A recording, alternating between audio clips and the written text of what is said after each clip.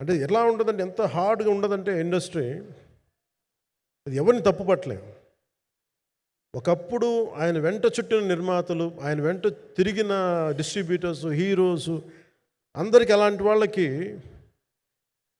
ఒక నిర్మాతగా ఆయన తపన పడుతుంటే నాకు అంటే ఆయన కోసం ఖుషి తీస్తున్నప్పుడు కానీ ఆయనతోటి ఎంత సౌకర్యం ఇచ్చారంటే, అసలు మాకు 1 month ముందు ప్రీ ప్రొడక్షన్ అయిపోయి నాకు అంత సౌకర్యాన్ని ఇచ్చారు.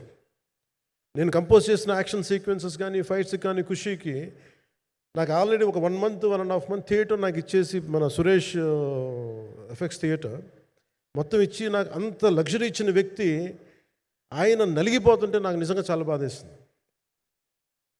ఒకసారి it is not about money, it's not about success, it's about standing by hmm you trust, who stood for the people, who stood for the industry.